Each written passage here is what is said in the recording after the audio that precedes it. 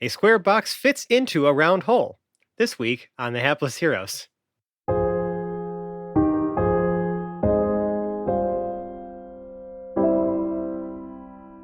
I need some friends that are halfway normal.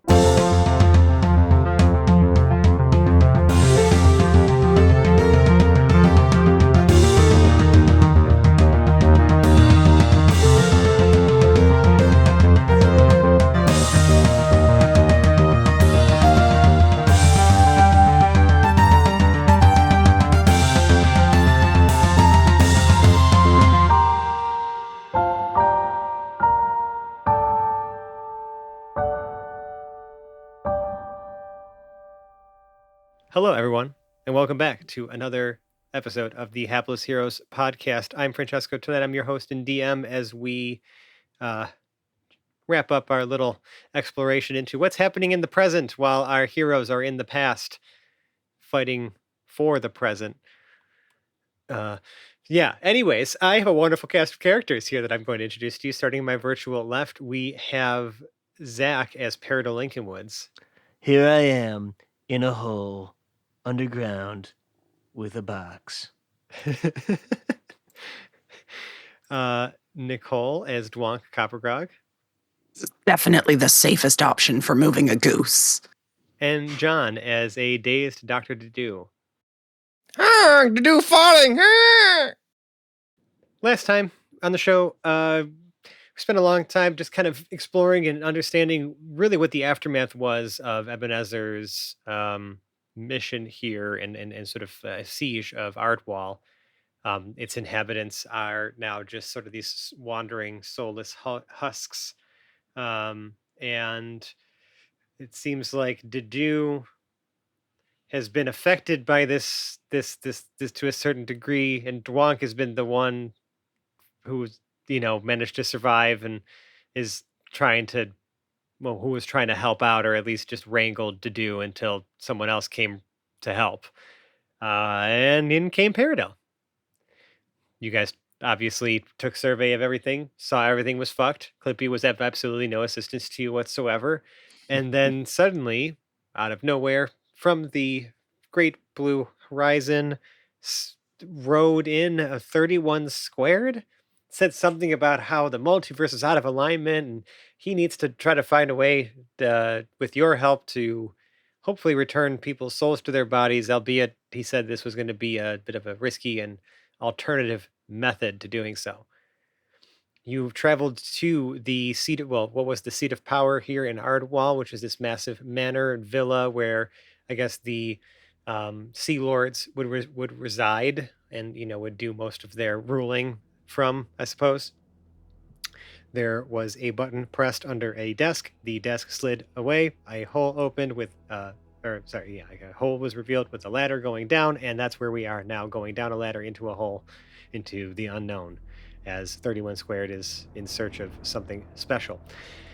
He said that, obviously his time is limited because the more time he spends with you, the, more risk and danger there is of the Modrons from Mechanus coming here to re-assimilate 31 Squared and remove the rogue Modron from existence and from causing any further chaos. However, it seems as though chaos is on the menu with our group, as it always tends to be.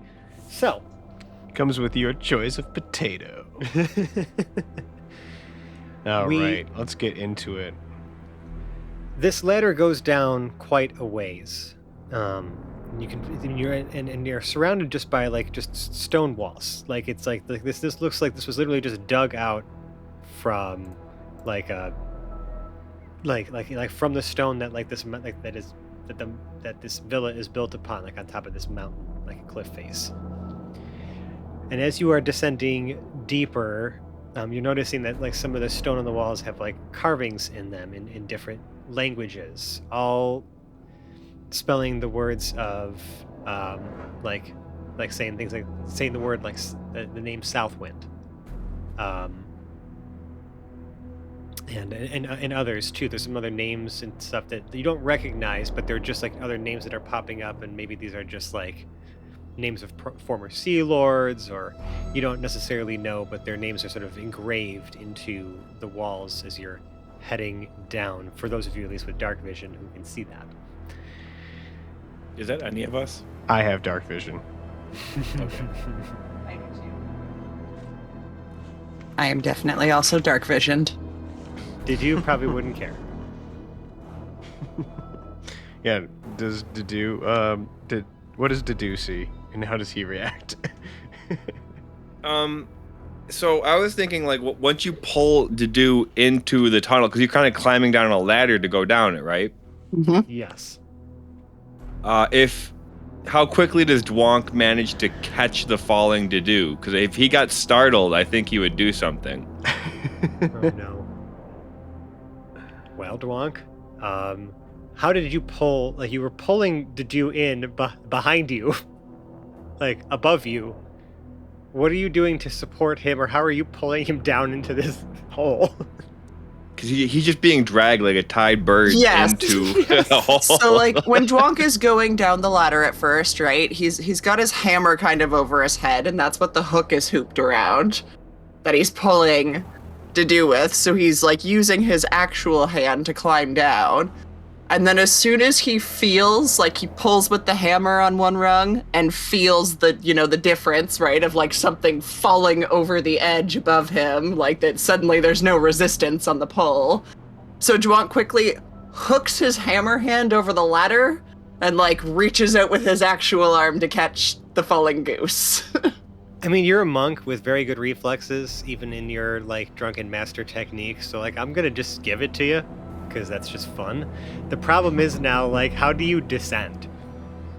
Because you have essentially a hand on Dedu and a hammer on a Yeah, so, like, if you ever played with those, like, hooking monkey toys when you were a kid, so Yes. I'm just using my hammer to, like, hook onto each ladder rung as I'm going down. I love this so much. While you have a thrashing Dedu. Well, I have a thrashing goose kind of just Now, actually, like... hold on a second. I forgot to. I forget if this was the case or not. Did you have dark vision? No. Oh, perfect. So, So you're he's just you're being- tied up in a dark hole. Right. So each, like, time you shift down, it goes, huh, huh, huh, and eventually you hear nothing. After, like, the third or fourth rung, you hear nothing. Did you knock him unconscious, I wonder? No, also, the rope goes completely slack.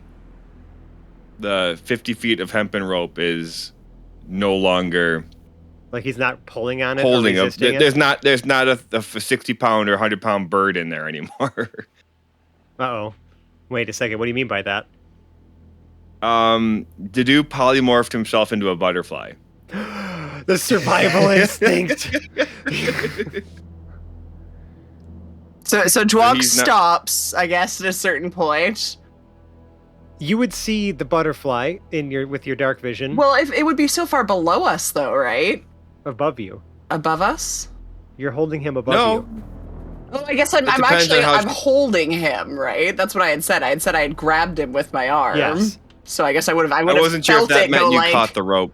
I would have felt him kind of go like poof and disappear as he turned into a butterfly. So yeah, Dwonk slaps himself in the side of the head with his hand after the goose disappears from his arm. Oh my.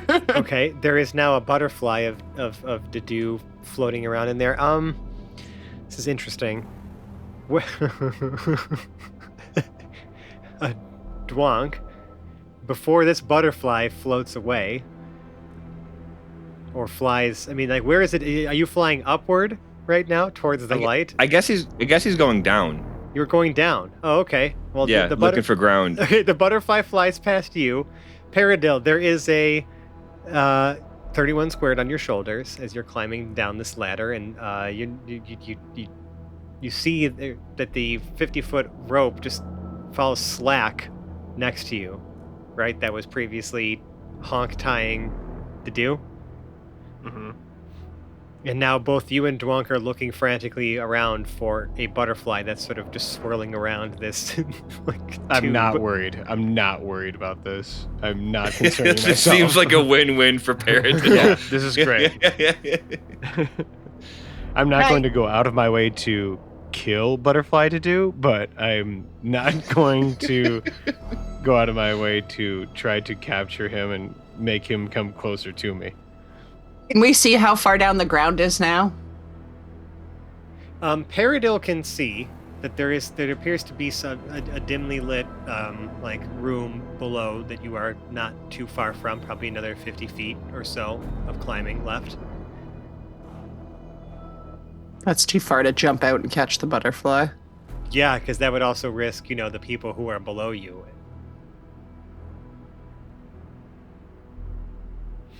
Well, in that case, to do, you butterfly yourself right down into a chamber, and shortly after, your former companions also make their way down. I think I can probably morph myself back right away too. You enter into a large chamber. There are multiple. The chamber itself, you're entering in towards like the almost like center left of it, and it is.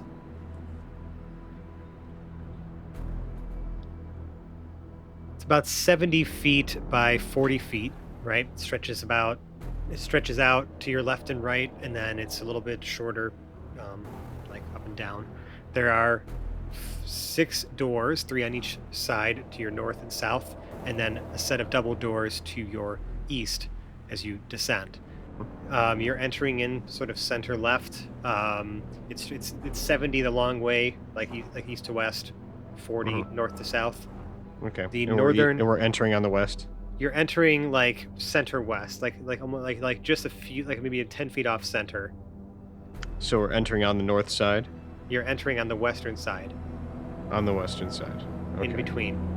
Right. Okay. Then you have the northern wall has 3 doors that seem to lead to other corridors or rooms. The southern wall also has 3 closed doors, and the eastern wall has a set of double doors. This chamber itself that you're entering into is filled with treasure chests. It's filled with like plunder. It's filled with artifacts of all different kinds, like some on display, some still like looks like they're like in piles, like that still need to be sorted through. It like looks like a proper like pirates like booty chamber, and I'm talking about like gold and plunder. Booty chamber, nice. And 31 squared, as you kind of get down, like looks around and says, "Tell me, why do all of these material possessions fascinate you organics? You seem to place so much value in what appears to be just a mineral." And he's like looking at like the gold coins, for example. This is how we do, man. There's no explaining it. This is our currency. This is how we accumulate worth in our world. This is what has always fascinated me about organic life and life born from chaos. And this is why I chose to separate from the hive mind. Free will of all organic beings is something worth championing for. As you're saying that, Dadu opens the first door on the north and just kind of wanders in. Yep. As a butterfly? As a butterfly? Yeah, wait a second. Hold on. I can polymorph myself back. I Okay, can do so it without poof, even. there's a goose person again, and now he's free from restraints. Oh my god. This is And chaos. has dark vision. It is now. And has dark vision. It is now poking around in this. Perfect. Which door to the north? Because like again, they're just like there's 3 The of them. first one. The very first Yeah, one. sure. This room appears to have more things of the paper variety, so like scrolls, books. It's a smaller chamber. It's only about 15 by 10. It's like it's almost like just like a storage closet, but it's with like bookshelves and scrolls. Which door was this? The northwestern. First on the north. Northwestern door. Yep. So Dadu kind of like shuffles some off with his head, like pushes some with his beak, or with his wing, and just starts like flapping like a crazy bird in the middle of the room, just making an absolute disaster. Perodill runs this over first and room. locks him into that room. Okay. Perfect. So from behind, Yeah. from behind the locked door, you can hear the bumping, shuffling, and tearing of things. She's But like, I think that now everything's that just you've locked breaking him in the into a room. small room, he's probably Yeah. freaking out more. I'm gonna use my thieves' tools to seal the door instead of opening it. Oh, the old reverse lockpick. Yes. The Sure, permanent lock. yeah, break. make me a thieves' tools check.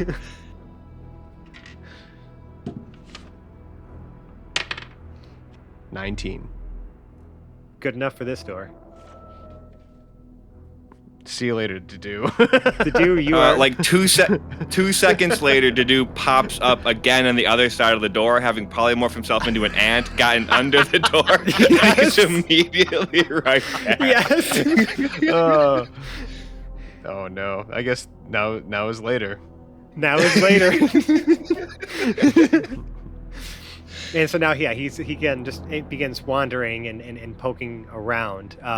31 Squared addresses you, Perodill, and you, Dwonk, as you are, the only, I guess, people capable of understanding what he's trying to explain right now. And he says, "We must search for any traces of a liquid or any passages that mention the word Lagrodex. Please assist me in trying to find this information. I will also attempt to look for any records or remnants of any references to such place." Perodill opens the middle door on the southern wall. Okay. This one appears to actually have it's another storage room. This one actually has not sarcophagi, like mummy. Preparation stuff. Yeah, like not preparation stuff. The actual like the things that the bodies would be enclosed in, like just the actual like coffins that like there would be like a mummy or stuff. something. And yeah. Guy, you were right. Yeah, sarcophagi, but like standing ones, like not like stone ones that are like on the ground, but they're like lined up like on the walls. Like one of them has been cracked open and it looks like it's empty, right? You can see that like they're like some of the it must have been like looted or like they've already been gone through. The others appear to be sealed. This all just looks like stuff that had been plundered from somewhere. My map is just labeled mummy stuff. Mummy stuff. Is that accurate? Yeah, it's accurate. All right. I'm gonna do an investigation. I'm gonna do an investigation on. You said how many sarcophagi? There's Are there? probably there are 7 that are unopened. The 8th is opened and Oh empty. my god. What the fuck is wrong with the South Winds? They took 8 sarcophagi. It's not just the South Winds. It was all the Sea Lords, right? Like there's only one Jeez. South Wind on the Sea Lords Council right now. I mean, personally, if I have like a treasure room, I think 1 sarcophagus isn't enough. Like, what are they gonna do? Maybe they knew there was something valuable in there. Maybe what they I were mean? saying Like, to them. Delicious mummy jerky. I think they're just tacky. Personally, I think once you get over 5 sarcophagi, I think you need to start to look inward. It's just too And- much. Maybe you're seeking to fill a void that you can maybe, do some therapy about. All right. Well, listen, Maybe like the when sarcophagus if, is not gonna. The 6th sarcophagus is not gonna solve whatever hunger or thirst you have in you. if pirates And definitely can't not the 7th plunder, or the then what 8th. purpose do they have? Yeah, maybe they need to go to therapy. Okay.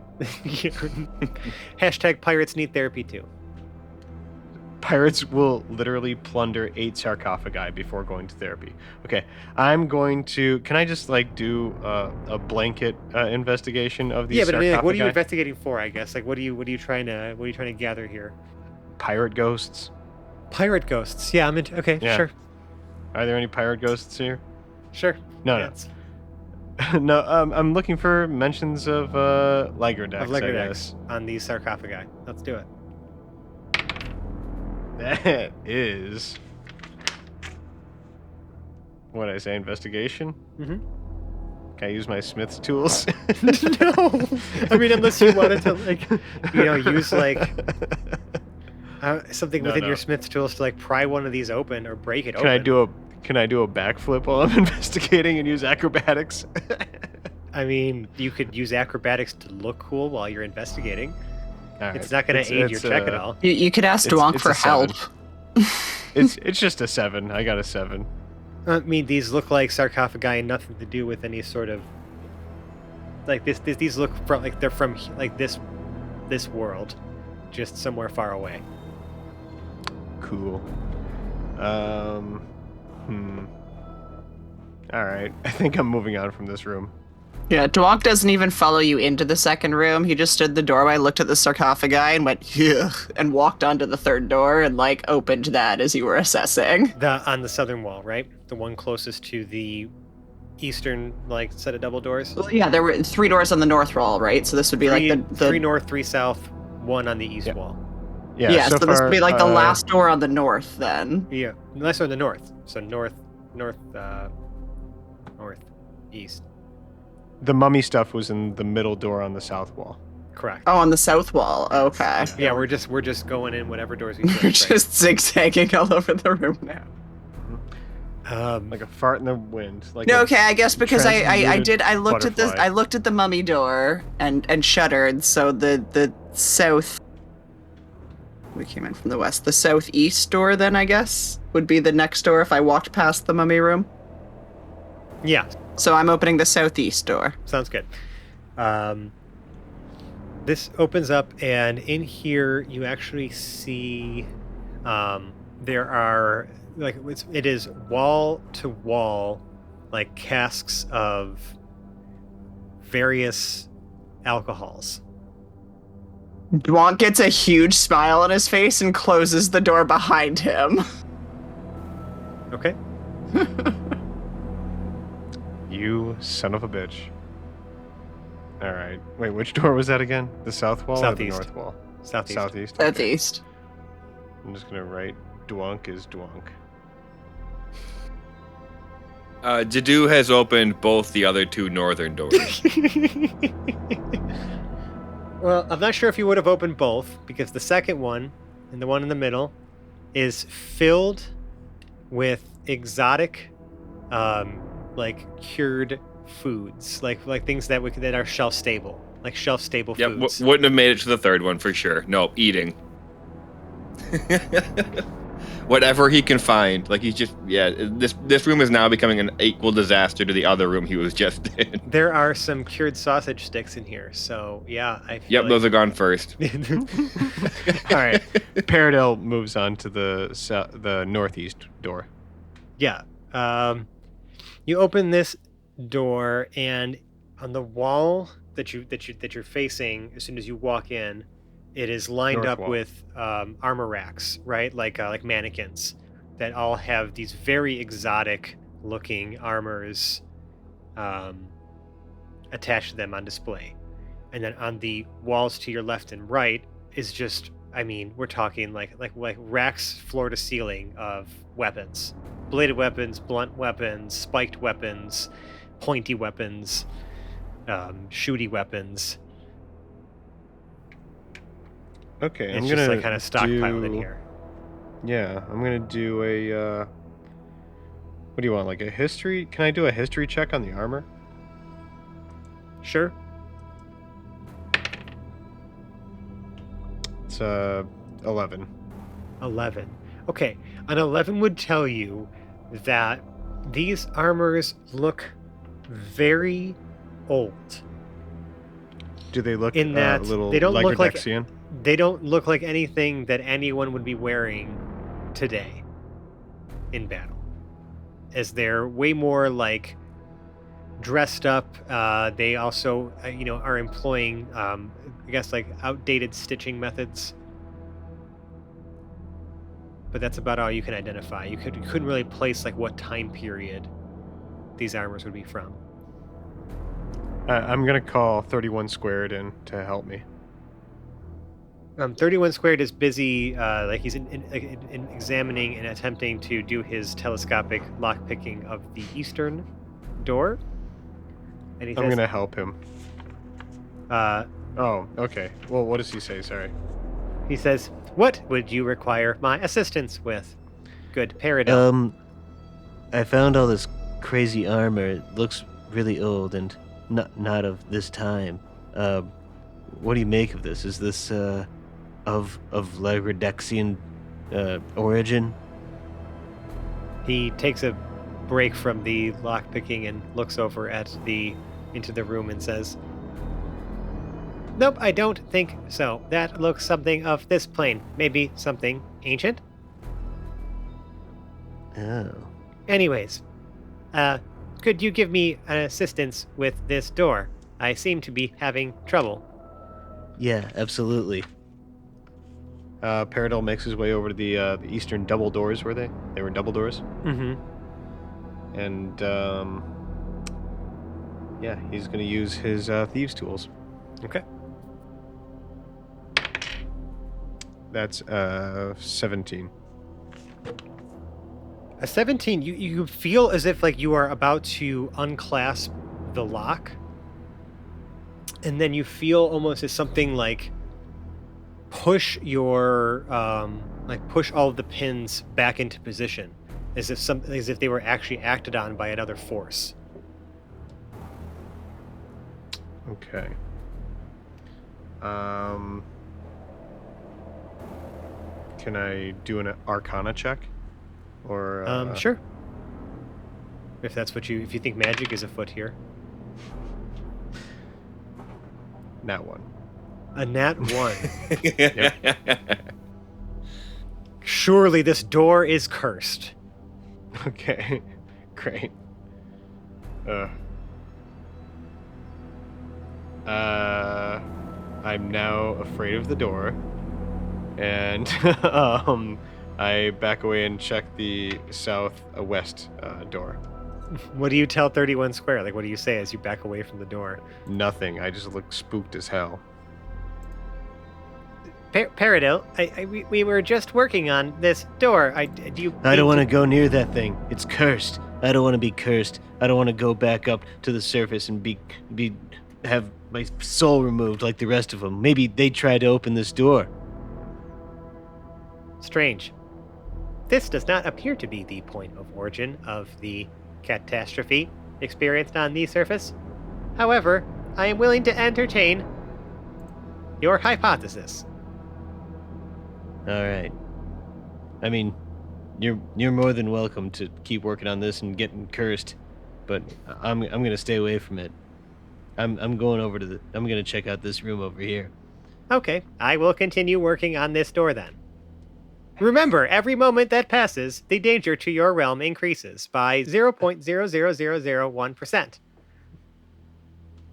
How exacting is of a measurement of time is moment, Fran? Wait, did you say moment or minute? I'm pretty sure you said moment. I did and say that's moment. Bullshit.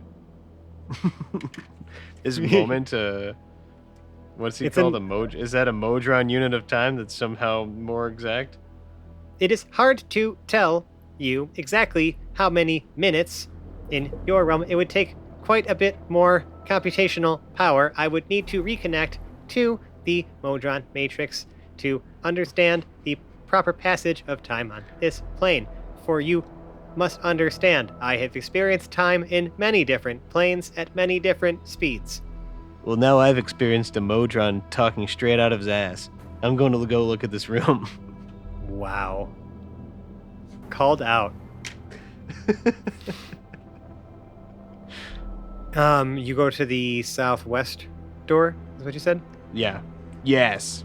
That one opens to a hallway that goes another 20 feet to another door. What's behind that one? You wouldn't know. It's locked, and it is an iron door. I'm going to pick the lock on this one. It's Thieves' Tools style. Okay. It's 23.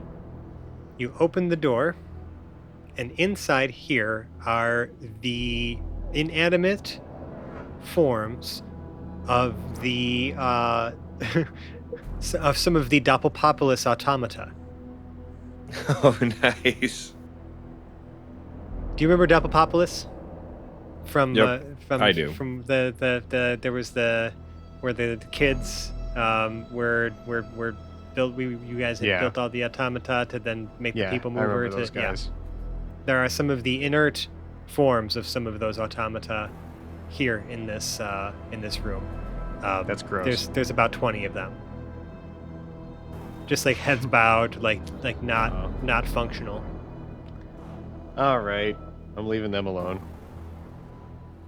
I'm not gonna poke them, see if they. Those do creep me anything. out. No, they just creep me out. Dadu walks out. He seems like he's eating. He has like bits of meat still kind of like on his face, and he's holding like an 8-foot long sausage link, like links of sausage that go like 8 feet behind him. He's kind of dragging that with him up towards where 31 Squared is working.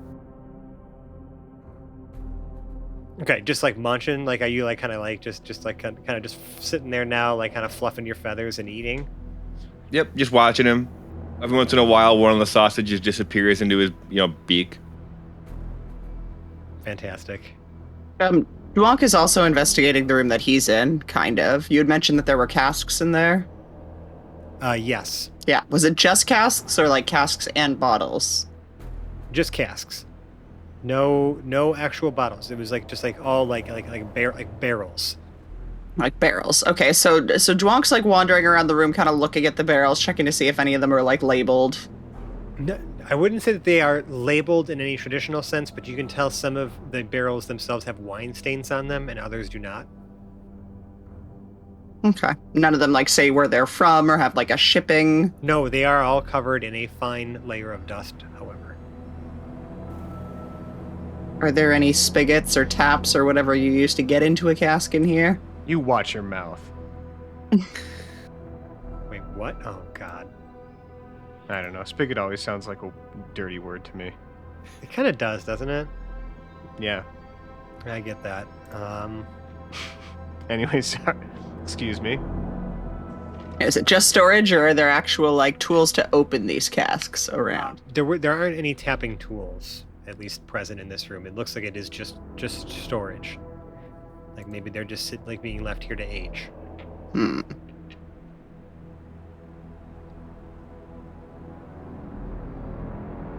How heavy are the casks? How heavy are the casks? What, are you trying to lift one? Yeah, I'm trying to drag one. I mean, I don't know, how heavy is a full barrel of, like, liquid? Is a cask bigger than like a traditional beer keg? Yeah, a cask is bigger. Yes? It sounds like it's about 140 pounds. There you go. Could Dwonk move that? Oh, yeah. Or between 140 and 160, it looks like. All right, well, Dwonk opens the door back up and tries to drag a cask with him. Okay? I mean, you're doing it.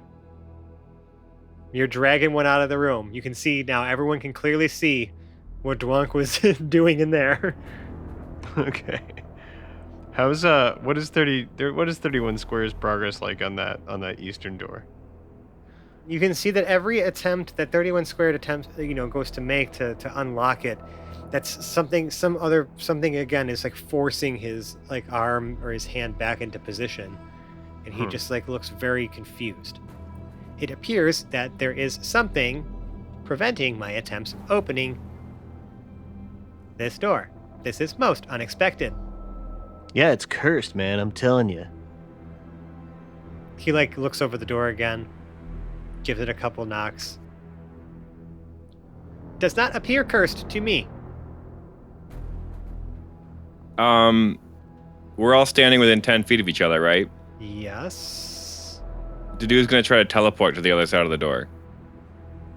You don't. Well, what do you mean by teleport? I can teleport. What's the spell? 6-8 willing creatures or an object to teleport to a place you know, have seen, or can describe. Okay, so I'm you just gonna say don't the know other side this of the door. place. You don't know this place. You've never seen this place, and you cannot describe what's on the other side of that door. So you can't tell I can't me. just use the description of other side of that door. No, you don't know what's beyond that Okay. door. Could just be a brick wall over there. Could be a 500-foot pit. Okay. Could be pirate Then he won't do ghosts. anything. He'll continue eating. That is Schrodinger's room for all intents and purposes. There's a cat in there.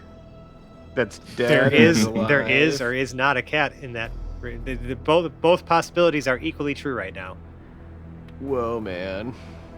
Is the door is all wood, right? Mm-hmm. And the lock mechanism, Is metal. I don't know if Dadu would actually know to help that way. Nope, Dadu is just busy munching away. Right.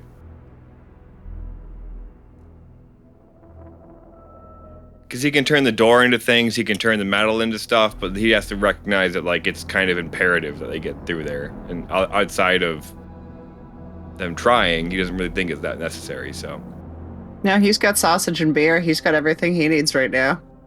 right. 31 Squared says, would either of you be able to apply enough force to this door to just break it open? As you can see, my feeble little arms cannot achieve such a task. Dwonk stops dragging his cask across the room and walks over and just slams the door as hard as he can with his hammer arm.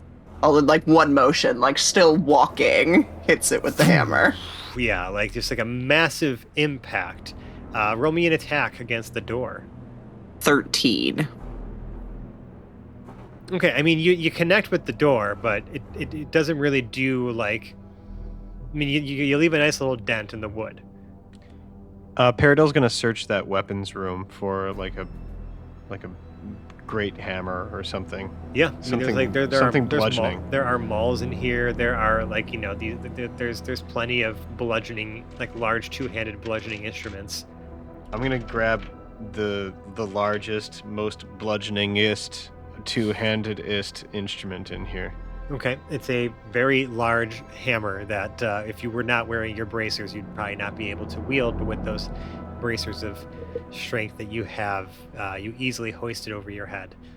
It's very heavy, very strong, very thick hammer. Nice. Does it have a bow on it? No. Fuck. Come on. It's got a little bow on it. It's got a little pink bow on it. You can put a bow on it. Oh, okay. Sure. Nice. Cool.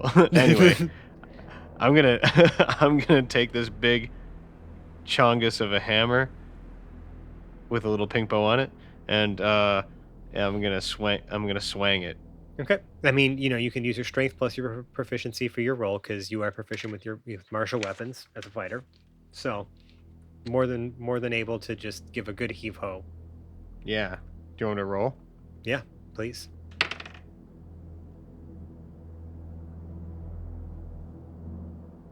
Strength oh my god, that's a bad roll. It's still 12. That's a 12. Again, another smack on the door. And but you leave a little bit of a dent, but that's about as much as you're able to muster. All right. You can hear from behind the door now something. I'm gonna go for it again if you will allow it. Okay, sure.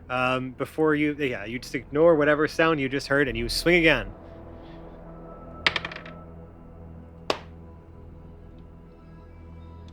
11. 11 is worse. So yeah, I mean, again, another dent in the door. Third time's a charm. Oh my god. Again, you hear something from behind the door, but you go to swing again. Mm-hmm. Good god. Hang on, I gotta chase this one onto the ground. Give me a number from the floor. That's a 20. That's a 20. All right, roll me some damage against the door. It's 2d6 plus your strength. Bonus. 2d6 plus strength bonus. Mhm. 10. Okay, you blast a chunk out of the door. You actually essentially poke a hole clean through the other side. It's about the size of like a softball. And you can hear very clearly now the voice of a child on the other side being like, I'm telling you now, if you don't stop, we'll make you. Leave us alone. and then some, and then you can actually see that the shards and splinters of wood that you had shot, like scattered everywhere from smacking the door, start to move back into place and reform into the hole, and the door What? rebuilds itself. Do I think that's the work of the curse? I mean, you thought this door was cursed, but someone's trying to talk. Someone's talking to you from the other side, and all you can hear, and they just say, "Leave us alone." Who are you? Wait, who are you? Perodill Lincoln Woods. Oh, Perodill. Oh, wow. Okay. Oh, hold you on. sound familiar. Yeah. It's Phileas and my brother Fletcher. We've been held up in here. Hold on. Who are you with? I didn't recognize everybody I saw out there. I don't think it even matters who I'm with. It's just a bunch of freaks out here and me. Is it safe? No. Then I don't think I really want to open this door, buddy. Listen, I'm just trying to figure out what the hell's going on. There's a bunch of soulless people on the surface. We're underground now, and you've cursed this door, and I'm afraid of it. And just open up. I need some friends that are halfway normal. Okay. There is a brief pause. Yes, there seems to be some consideration happening on the other side before you start to hear the locks of the doors begin to, unclasp themselves, and the double doors swing open. Well, you can see in this room, there are two braziers that are lit, that are providing some light. There is there's a large table with what looks to be sort of like a model, like a scale model of like a small village. That's been built out of just different materials. You can almost see there's stuff moving around in this model village. And there's a ton of tools and things all scattered around here. And they all seem to be different sizes and proportions too, stuff that's been just either shrunken or enlarged in some way, hammers that are massive, nails that are massive, tiny little tools that are on a tiny little workbench. They're all different sizes all over the place. If you guys remember, these guys messed with scale a lot. These kids messed with scale a lot when they were doing some of their machinations and manipulations of matter. And you can see that it's just the two kids, just the two boys, Phileas and Fletcher. And this that scale model and all their tools and stuff, and he just he looks at you and he just says, "Are you all that's left? What happened to the rest of the heroes?" I just stepped out for some cigarettes, and I came back to shambles. Just like Dad. No, I'm just kidding. We met their dad, the version of their dad back then. I'm just kidding. Do you guys want to see some pretty sweet shambles? No, you mean we came down here? We were ushered down here when the siege started. We were just we were told to try to come up with something. We try to keep as many people safe as we could. So we've been working on something for a little while. Wasn't really ready for testing yet, but we kind of shrunk half the townspeople and put them inside this scale model thing you see behind you here. Is Matt Damon in there?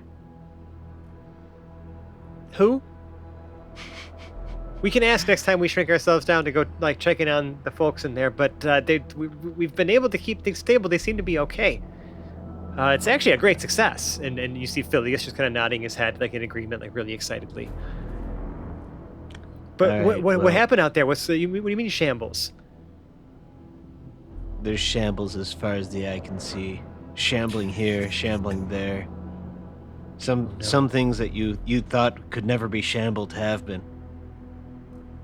Wonk sticks his head in and says, "And most of the eyes can't see." That sounds horrifying. We've just been holed up down here for the last few days, and you see 31 Squared now suddenly like pops up and he just says, "Joyous greetings, children. I remember meeting an organic child like you many moons ago, who helped me discover a purpose to my Rogue Modron life.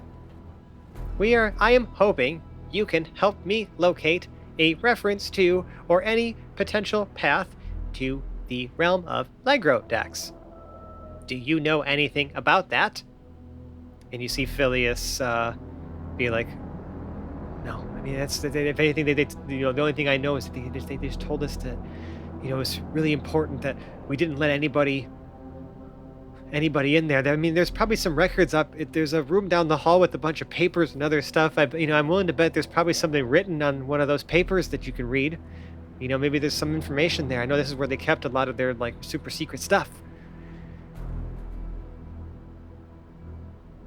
And then they look out and like, is that door is still locked, right? Like you had locked that door because you had tried to lock the do inside of it, correct? Permanently locked. Yeah. Okay. Yeah, at this point, like, yeah, it's that one over there. All right. Well, Perodill goes back over there and uses his thieves' tools in the intended manner. Okay, you unlock the lock that you locked, and now there's just like you like open the room is like covered. Like, papers are everywhere. Some of them are torn. Some of them are, Oh my God. bitten. Like they've been flung all over the place. The shelves have been emptied onto the floor. Like the small amount of time in which the Jew was in here thrashing around has done a considerable amount of disorganization and chaos. Uh-oh.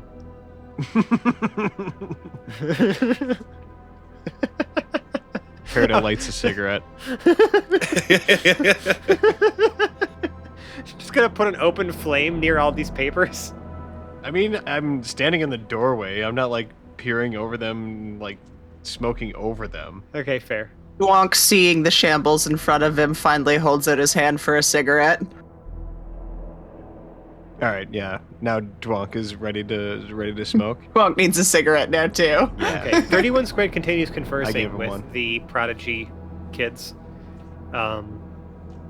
and begins like you just hear him like asking questions about things like this particular timeline and like what some of their things that they've created are, and that he's heard of them before, but that's as much as he can say. Yada yada. So right now you are looking at a pile of books and scrolls and things all over the place in no particular order. I guess it's time to start digging. Yes, it is. All right, I need Dwonk and I need Perodill to both make me investigation checks first.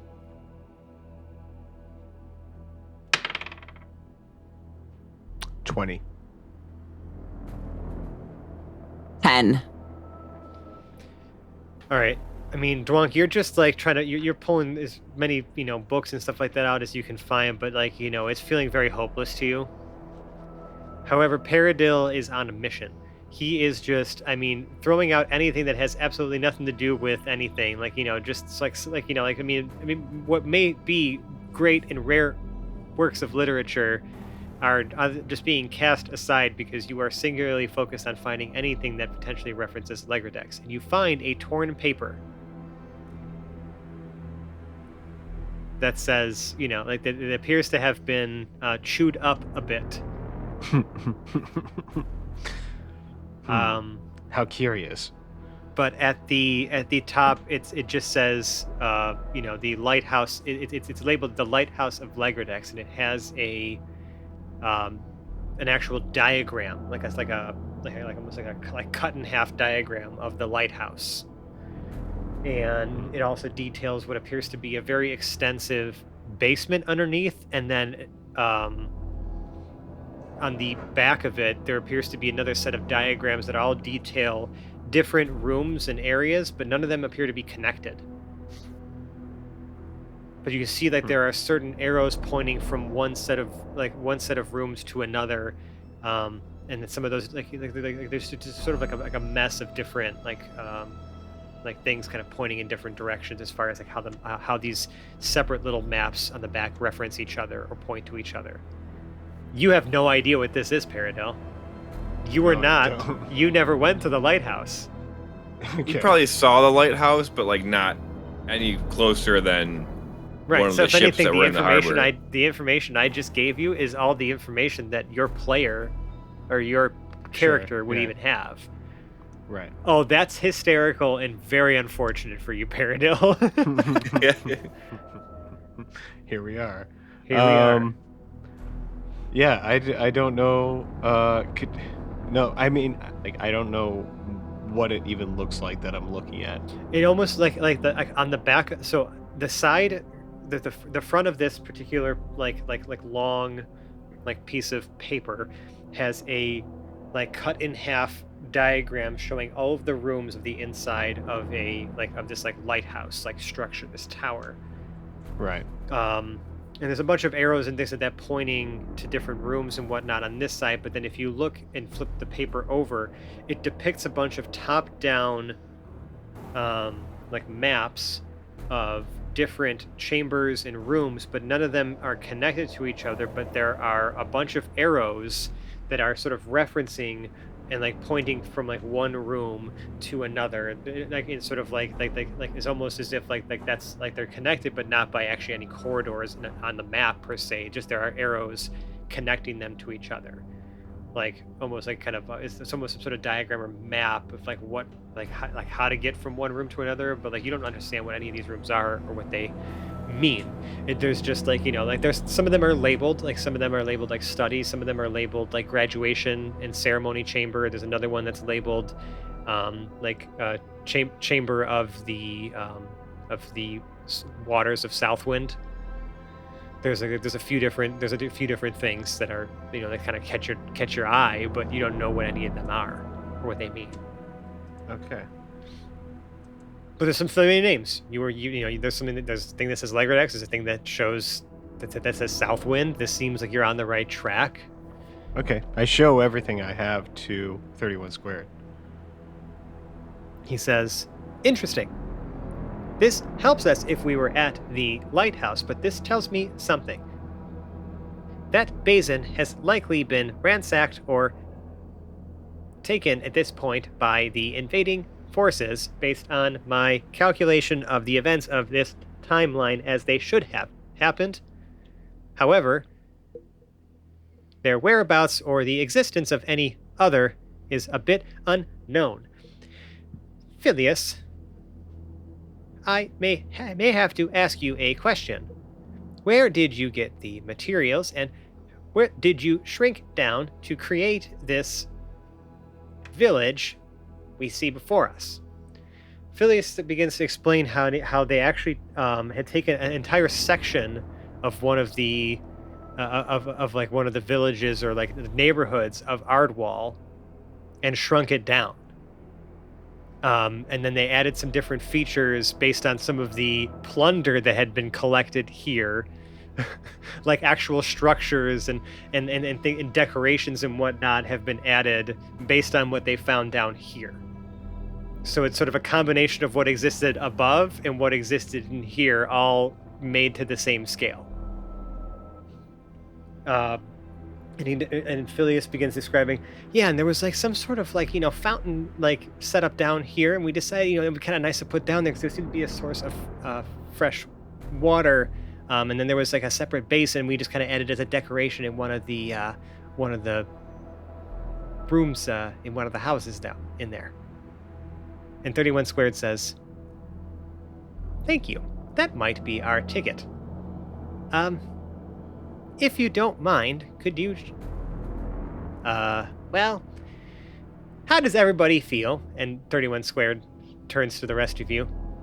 About being shrunken down to the size of an ant. Let's do it. Dwonk, Sausage. Dwonk looks at the cask and just says, swimming pool, and nods. Well, boys, if you don't mind sparing some of the magic, I believe that what we are looking for is actually in there. and he points at the scale model of this like neighborhood. And the boys are go, okay, but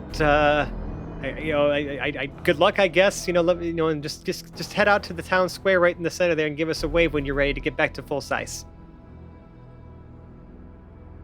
And you see that they start like wave, like both like start doing some sort of cooperative like spell, like ritualized, like ritual, like where they are like almost like forming like this ball of energy and whatnot, and it starts to it's like tendrils from that start to reach out and like touch you guys, and you feel like you are being lifted off the ground. But as you're being lifted, you realize it's you're being shrunk and lifted, and you are now placed into like the center of this like town square, so to speak. That's this tiny little model, and you can see it's like real people are walking around here, and they have real eyeballs and are doing real things. Whoa. And they're real people? they see you. Wait, and they're just like, these are real people? yes, these are real people walking around, and just like like looking rather alarmed, but also like intrigued at like some new people arriving to help them or to do something. And they're like, oh, hello, oh, you're one of the heroes of Telduria. Oh, we're saved. I'm just as excited to see you. My God. Walk hugs the person closest to him. They hug you back enthusiastically. Please tell me, you have good news. Did you drive back the forces of the undead? Have we been saved? No. We're still working on it. Oh no! I do have a question for you though. Sure. You want a cigarette? Well, if you don't have good news for me, then yeah, sure, I'll take one. What brings you here? The boys have just been trying to keep us safe. We were just kind of told to stay down until word arrived. We were hoping you were the one bringing us the good news. I think we need to find either a lighthouse or a fountain. I've heard both these things would be helpful to us. Oh, you mean that fountain right over there? And he turns around and you're looking at a gigantic fountain that's sitting in the town square. Dedue walks Yes. over and starts slurping the water. That sounds good. It is clear and fresh. You have no idea where it is being fed from. Dedue goes full goose mode and is now floating in the in the water. No, wait, no, in come the on. full Oh, ghost no, we mode. drink out of that. And like you can now see that there are a bunch of townspeople trying to like wrangle this giant goose person and get them out of the fountain. 31 Squared looks over and says, "Don't worry, that is actually not the source of that I am looking for. Good villager person, sir. Is there a place where we may find? Is there like a fountain or a small basin of water or something of that people have been staying away from for inexplicable reasons?" And his eyes shift around, back and forth inside of his boxy head.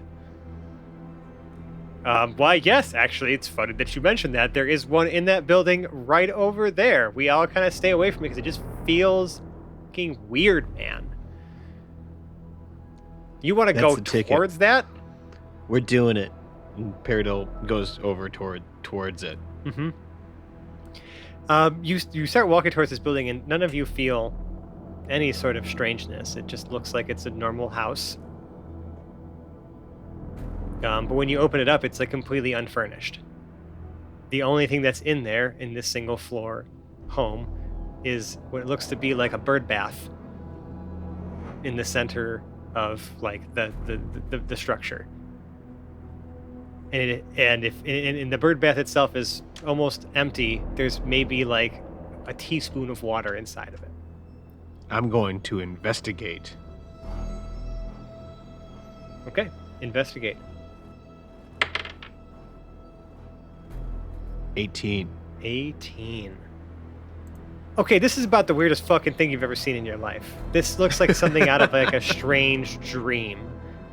Like nothing about this is normal. Nothing about this is who builds a house and doesn't actually like build any other walls inside of it besides the ones that support. How is the roof even being supported without any support beams here? There's literally just a bird bath in the center of like an open floor. This is weird as hell. And that little water inside of that just tiny little drop of water just like appears to just glint with almost like you can almost see like a prism of like color as you like as you sort of just like move your eyes across it. Did the boys follow us down here? No, Shrink. they're themselves? ready to bring you back to normal size when you are ready. Okay. Well, I'm gonna try to get 31 squared over to the fountain and see what he thinks about this situation. So he'll saunter up, and then you see him like he takes his tiny little legs and they telescope out, so he stands a little taller, but now he's like like kind of like swaying a little bit because obviously his balance is a little bit off because his center of gravity is so high compared to the antenna-like legs that are supporting him underneath. Is he standing on little teeny tiny toes? No. They're just like almost like just like kind of like flat like metal feet. Okay. And he like looks inside and it says, "Yep, that's stuff." So he looks over. He's like, "I could That's try the to." stuff. Yeah, he's like, "I could try to explain to you the multitude of properties that this particular little bit of liquid contains. However, it is neither the time nor the place to go into such an explanation when time is literally of the essence." Perodill, if you would be so kind to, well, embrace chaos for a moment and ingest that liquid. I'm ready for anything. Perodill takes out his silly straw that he has in his satchel,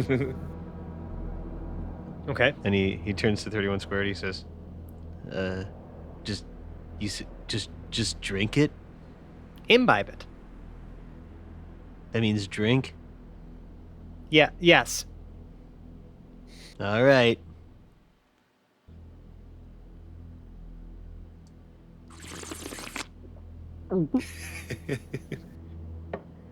You feel a very strange sensation as this tiny amount of liquid sort of, travels down into your stomach. Oh my god, I'm feeling a very strange sensation as this tiny amount of liquid travels down into my stomach.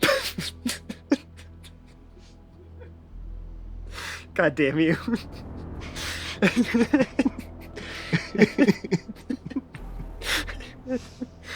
And you feel it's slightly like unsettling. And 31 squared says, "Okay, Perodill, I need you to focus. Says we only have a few moments here before, well, you'll know when it happens. I need you to grab my strange metallic hands." And he reaches I'm his grabbing hands them. out. Okay. Grab. I want you to imagine a space outside of time. I want you to think of all of the different possibilities, all of the choices that led you to where you are today, all of the different lives you could have lived, but instead chose the life you in the path that you are on now. Reflect for a moment. Embrace the fact that this outcome is only one of millions of other possibilities, millions of other Perodills, millions of other lives you've lived at the same time. You just blew my mind. Focus, Perodill. Now is not the time for existential crises. All right, I'm focused. I'm taking your words at face value. I'm focusing. Okay. I'm being serious. No, I know. So you're focusing, and as you're focusing, you almost feel like this rush, this flash of like like memories, like your life is flashing before your eyes. Like you can, remember all the different like things that led you to here, like your time as a child. Oh Yes, my god, I'm learning to tie my shoes. I'm a little Perodill baby. Oh, I'm riding a bicycle. Oh, here we go. Oh, I'm graduating the Gnome High School. And my first time that I ate beef jerky and a super slide. Do you want to keep going? I'm sorry, I didn't want to stop you. I'm married now. No, it's my wife, Camilla. I love you. We're gonna be together forever. Oh, kiss me, gnome and wife. It's our wedding. I'm carrying you over the threshold in our apartment. I'm in my shop in the Grey Citadel. You're taking our daughter on a vacation to Ool. Goodbye, honey. Be safe. Better get back to my blacksmithing. Oh my god. I'm reading the news. I'm hearing the news. My Ool exploded. My family is dead. And with that revelation, with that sort of reminiscing, with that these rush of memories and things and lifetimes floating past you, rushing through your mind, your mouth opens, and a torrent of water blasts out. It begins to fill the room. It begins to just it's just like you are like literally creating a flash flood with the amount of liquid just like blasting forth from your mouth. And that liquid then begins to swirl and then creates like sort of like an oval standing where like the water just sort of like shimmers. It's almost created a portal just from water. And 31 Squared says, "You've done it, Perodill. You've done it. Just give me one moment." And 31 Squared like walks up to the portal and he looks back at you and he says, "Know the choice you made here today has helped millions of lives across multiple timelines." And he steps into the watery portal and disappears.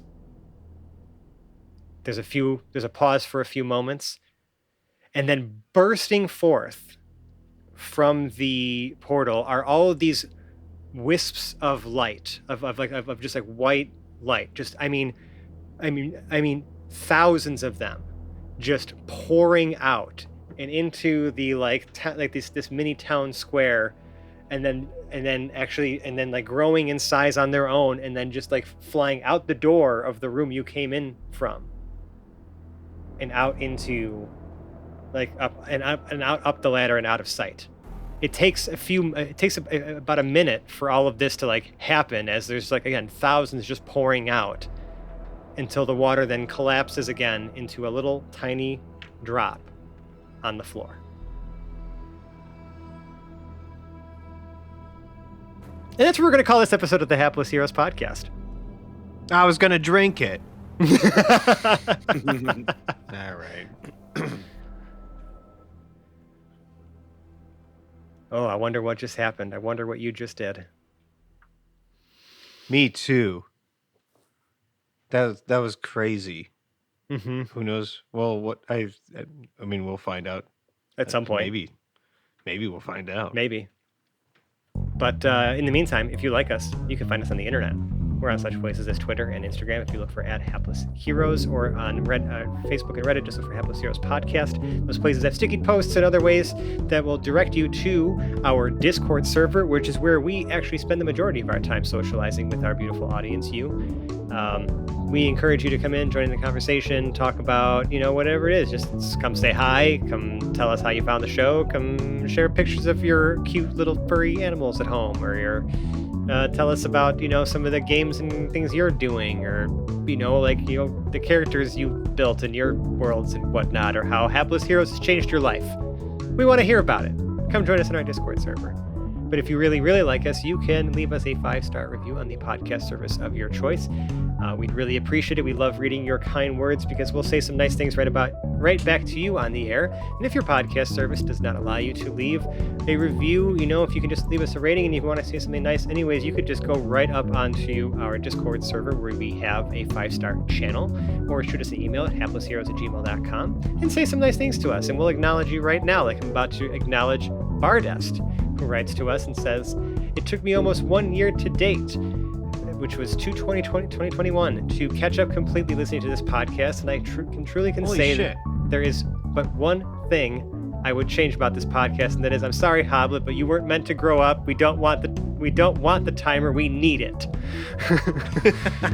Other than that, it has been a wild and crazy journey that I wouldn't change for the world. You guys are indeed the pinnacle of perfect, the POP, and I say this with utmost certainty. Gary Gygax would only be angry over the jealousy he would have for you guys creating something more ingenious than him. P.S. Possible hot take, Matt Mercer ain't got shit on you guys. 5 stars. Damn, Bardest. Thanks. That's the best wrong thing I've ever heard. Right, that is wrong on so many levels, but we really appreciate the fact that you feel that way. 5 stars for you. 5 stars to you.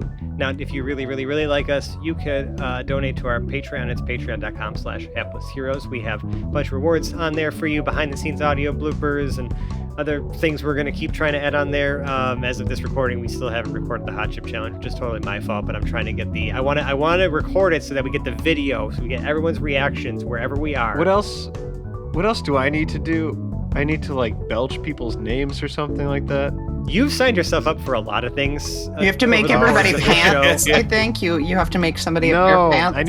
I need to make one pair of pants. Or you need to make some ducks some pair of pants, or some chickens pants or something. I'm just gonna make one pair of pants. Zach has written a lot of checks that his memory can't really cash here.